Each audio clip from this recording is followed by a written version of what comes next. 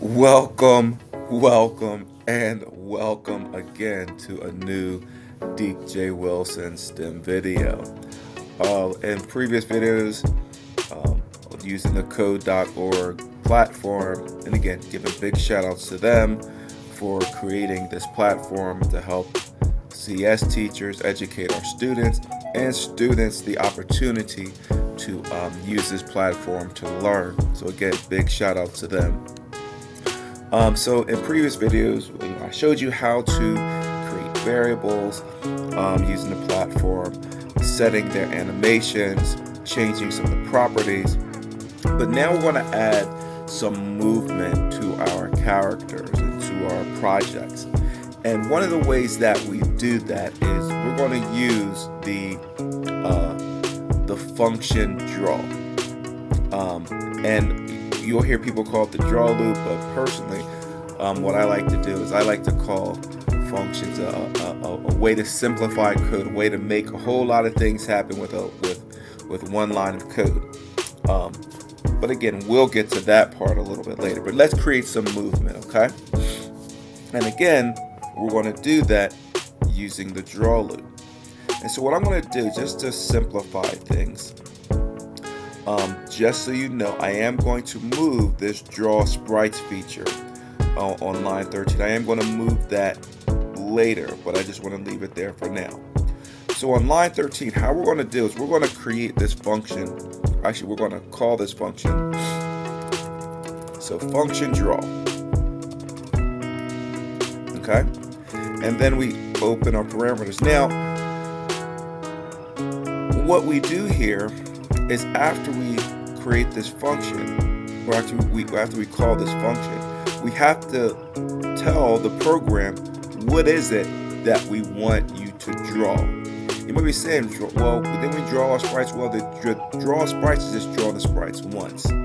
But the function draw just constantly draws it over and over and over and over and over again. Okay? So let me show you an example. All right.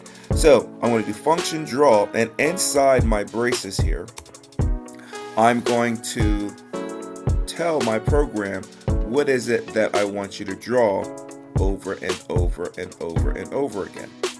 And to do this, I'm going to use the rotation just so you can kind of get an example of how this works. So I'm going to use Nico here. So I'm going to use Nico dot rotation. So I'm going to change Nico's property here. So dot rotation equals, let's have him rotate, let's say 5. Okay. Now, what my program here is going to do, actually, before we do that, inside the function draw, we have to redraw our sprites. Because again, if I do not have the draw sprites in here, it's only going to run it once on line 13, and it's not going to run it again. So, however, in the function draw, right, it's going to constantly add or do my rotation. Wait. Maybe if I spelled rotation correctly. So I want to say my rotation equals 5. All right. And so you can kind of see how he rotates here. But you might be saying, "Hey, where's that rotation that you're talking about?" Okay. Well, here's how we would do that. Okay. We want to take this, and rather than saying equals 5, we want to say my rotation equals my rotation. Actually, Nico dot rotation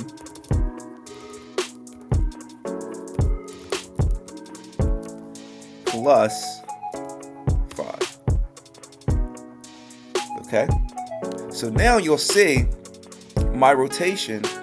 I'm saying whatever my rotation is equals my current rotation plus 5, and then I'm going to draw that and then I'm going to go do it again.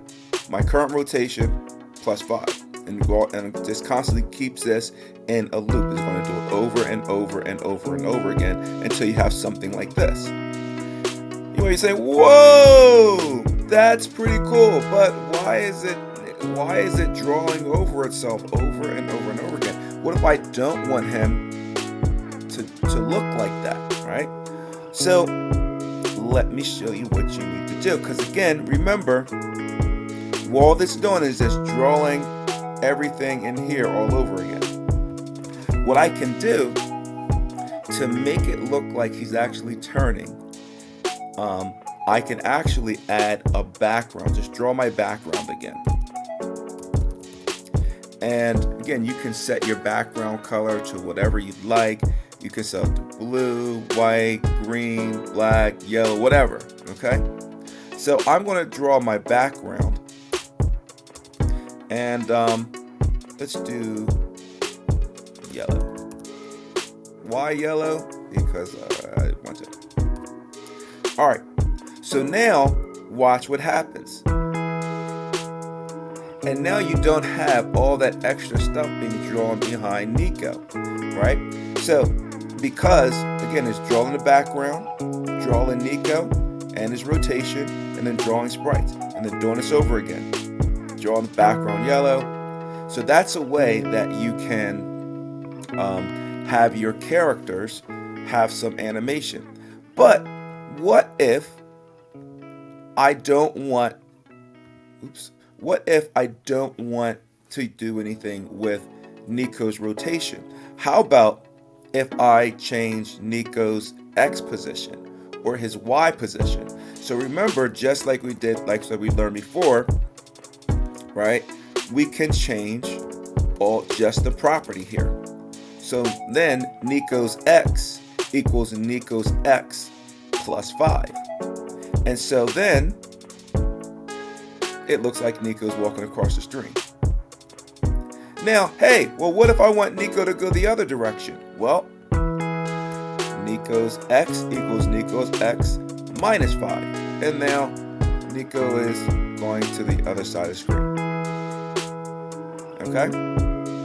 So again, those are some ways in which you can use that draw loop to move your characters. And again, one of the things that you can do, I'm going to have Nico just walk a little bit slower. So I'm going to change this by 1. So this way, when Nico's walking, he's walking slower.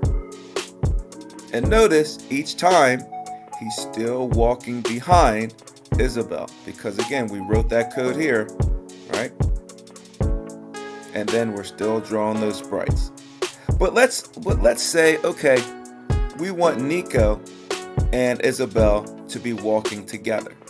Okay? So check this out. All I need to do is Isabel dot x equals Isabel dot x plus 1. And so now